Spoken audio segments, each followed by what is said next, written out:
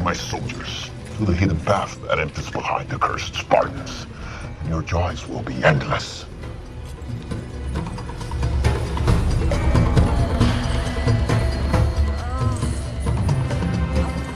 Yes! I want it all! Wealth! Women! And one more thing. I want a uniform!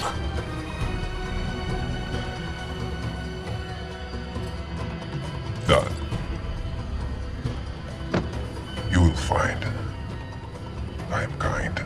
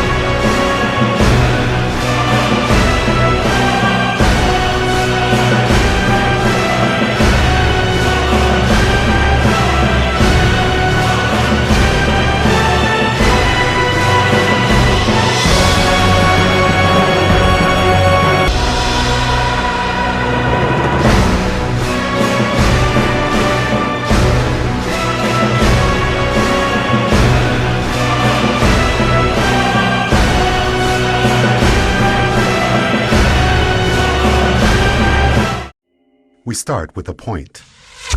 Like the point we know from geometry, it has no size, no dimension. It's just an imaginary idea that indicates a position in a system. A second point, then, can be used to indicate a different position.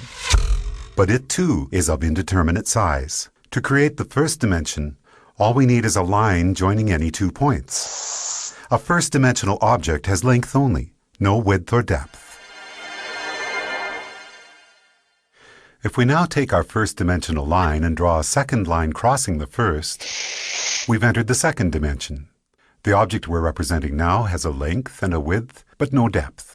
To help us with imagining the higher dimensions, we're going to represent our second-dimensional object as being created using a second line, which branches off from the first. Now let's imagine a race of two-dimensional creatures called Flatlanders. What would it be like to be a Flatlander living in their two-dimensional world?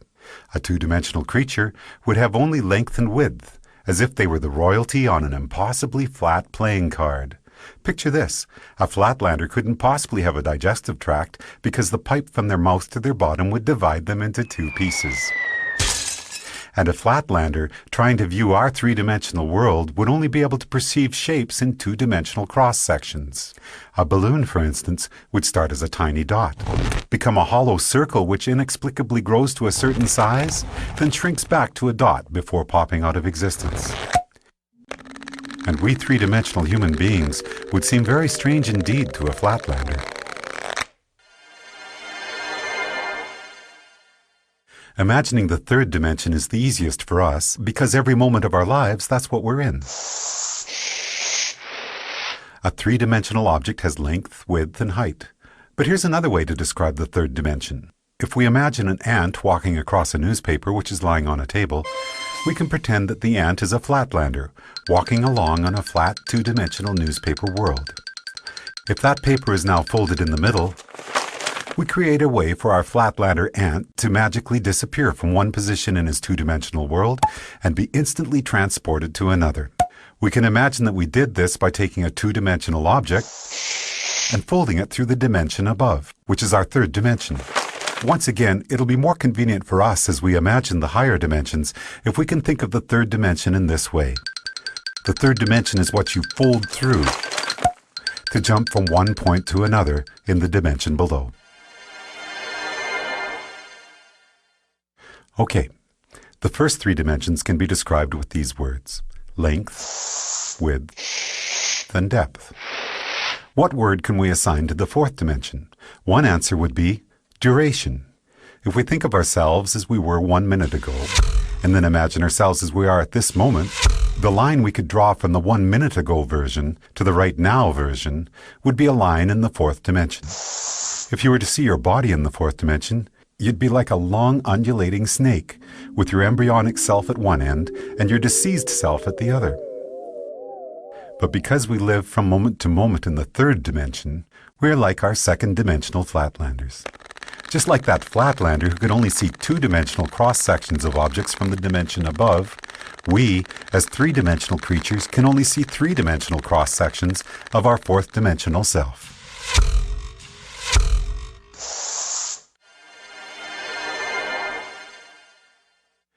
One of the most intriguing aspects of there being one dimension stacked on another is that down here in the dimensions below we can be unaware of our motion in the dimensions above. Here's a simple example.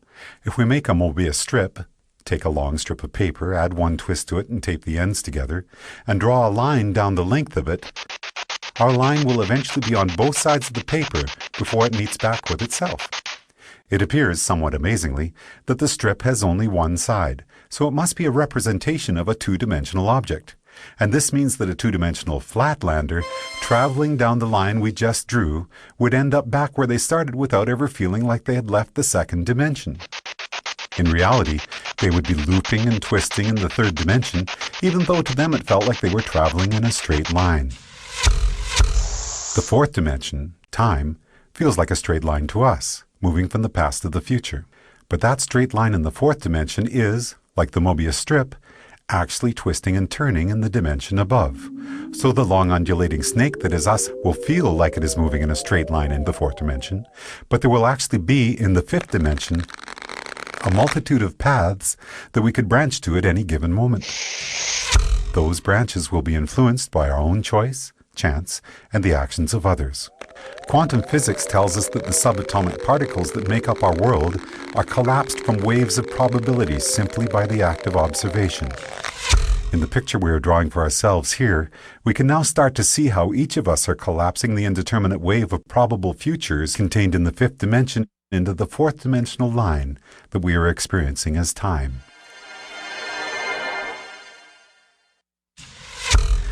What if you wanted to go back into your own childhood and visit yourself? We can imagine folding the fourth dimension through the fifth, jumping back through time and space to get there. But what if you wanted to get to the world where, for example, you had created a great invention as a child that by now had made you famous and rich? We can imagine our fourth dimensional selves branching out from our current moment into the fifth dimension. But no matter where you go from here, the great child inventor timeline is not one of the available options in your current version of time. You can't get there from here, no matter how much choice, chance, and the actions of others become involved. There are only two ways you could get to that world. One would be to travel back in time, somehow trigger the events that caused you to come up with your invention, then travel forward in the fifth dimension to see one of the possible new worlds that might have resulted. But that would be taking the long way. The shortcut we could take would involve us folding the fifth dimension through the sixth dimension, which allows us to instantly jump from our current position to a different fifth dimensional line. In our description of the fourth dimension, we imagine taking the dimension below and conceiving of it as a single point. The fourth dimension is a line which can join the universe as it was 1 minute ago to the universe as it is right now. Or, in the biggest picture possible, We could say that the fourth dimension is a line which joins the Big Bang to one of the possible endings of our universe. Now, as we enter the seventh dimension, we're about to imagine a line which treats the entire sixth dimension as if it were a single point. To do that, we have to imagine all the possible timelines, which could have started from our Big Bang, joined to all the possible endings for our universe, a concept which we often refer to as infinity, and treat them all as a single point. So for us, a point in the seventh dimension would be infinity, all possible timelines which could have or will have occurred from our Big Bang.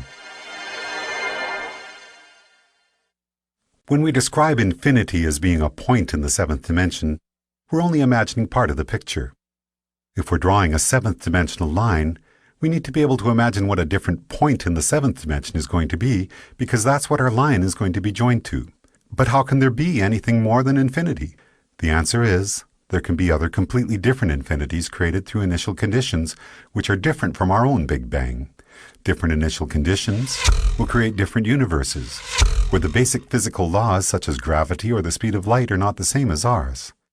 And the resulting branching timelines from that universe's beginning to all its possible endings will create an infinity which is completely separate from the one which is associated with our own universe. So the line we draw in the seventh dimension will join one of those infinities to another. And as boggling as the magnitude of what we're exploring here might be, if we were to branch off from that seventh dimensional line to draw a line to yet another infinity, we'd then be entering the eighth dimension. As we've explored already, we can jump from one point in any dimension to another simply by folding it through the dimension above. If our ant on the newspaper were a two-dimensional flatlander, then folding his two-dimensional world to the third dimension would allow him to magically disappear from one location and appear in a different one. As we're now imagining the ninth dimension, the same rules would apply. If we were to be able to instantaneously jump from one eighth dimensional line to another, it would be because we're able to fold through the ninth dimension. Before we discuss the first dimension, we could say that we first started out with dimension 0, which is the geometrical concept of the point. A point indicates a location in a system, and each point is of indeterminate size. The first dimension then takes two of these points and joins them with a line. When we imagined the fourth dimension, it was as if we were treating the entirety of three-dimensional space in a particular state as a single point, and drawing a fourth-dimensional line to another point, representing space as it is in a different state. We often refer to the line we have just drawn as time. Then, in the seventh dimension, we treated all of the possible timelines which could be generated from our Big Bang as if this were a single point, and imagine drawing a line to a point representing all the possible timelines for a completely different universe. Now, as we enter the 10th dimension, we have to imagine all the possible branches for all the possible timelines of all the possible universes and treat that as a single point in the 10th dimension. So far, so good. But this is where we hit a roadblock. If we're going to imagine the 10th dimension as continuing the cycle and being a line, then we're going to have to imagine a different point that we can draw that line to. But there's no place left to go. By the time we have imagined all possible timelines for all possible universes as being a single point in the 10th dimension, it appears that our journey is done. In string theory, physicists tell us that superstrings vibrating in the 10th dimension are what create the subatomic particles which make up our universe, and all of the other possible universes as well. In other words, all possibilities are contained within the 10th dimension, which would appear to be the concept we have just built for ourselves, as we imagined the 10 dimensions built one upon another.